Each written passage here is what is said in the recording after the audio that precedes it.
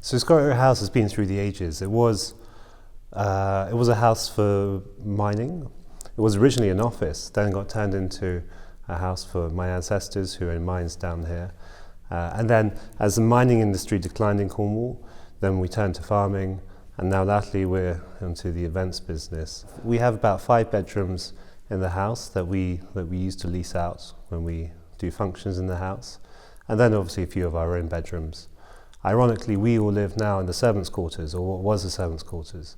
So our kitchens and our bedrooms and the little rooms around the back, all of these big rooms you see here, these are for public use. We still farm on the estate. There's still a herd of rare breeds, North Devon cattle that graze on the estate.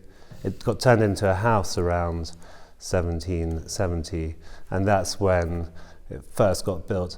And like many of these big old houses, bits were added as more money came into the family. So originally it was quite a small house built by Ollie Williams, who owned a few mines around here.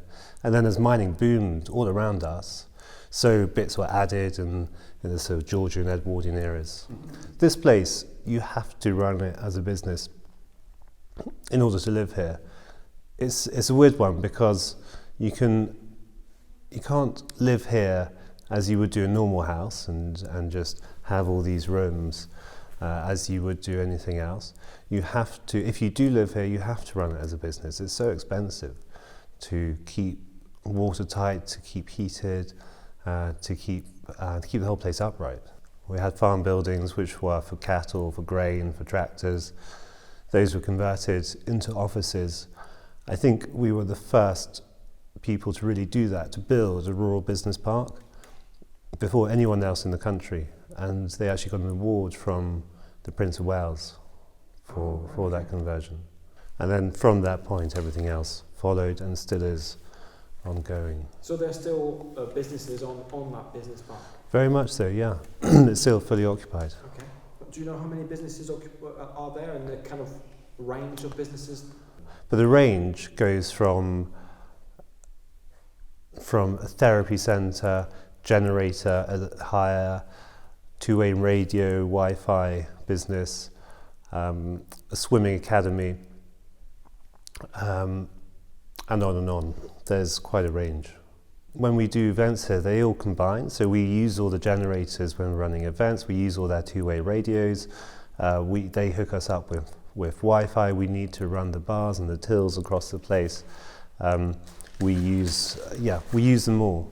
Well, the events business really started from the weddings that we started here. Again, you'd have to ask my parents, but I think it was 15 or 20 years ago they started doing weddings in the house. And so all of these rooms are used for weddings, for people getting married. Then from weddings you start doing private parties, private functions. You start using a bit of the space outside. We have the garden where people can get married and they can do other events out there. So the festival and all of the outdoor events we do here is just an extension of that business. How successful is this event, the Great Estate? Oh, we were blown away. We were blown away by it. Our first year, we were expecting a few thousand people to turn up. And I remember Saturday afternoon trying to run around the fields, finding more spaces for people to car park. And we just had a huge number of people turn up unexpectedly. And since then, it's just been consistently, we've been blown away by the number of people that have turned up. The outdoor events, the festivals, and those things, definitely, they seem to be really popular right now. And I would like to create that, make it even better. But also, look at that. Okay, so we have one big festival a year, but actually we have amazing outdoor spaces here. We have a garden which is hundreds of years old with amazing species and historic plants. We have this great parkland, mature trees. There's a lot of other things we can do here, little theatre events, little concerts here and there, so nature walks. There's lots of different ideas of stuff we can do here, which is perhaps not so big and so time-consuming as a festival. It's very easy to get tied up in the burden of history that there's been 7 generations of family here before me. It's been here for around 250 years,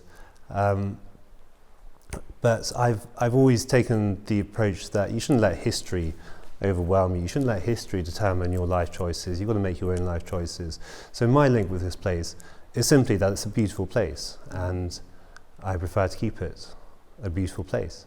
And also, from a business point of view, it gives me huge enjoyment or huge satisfaction having events here where thousands of people or hundreds of people come away having had a magic weekend.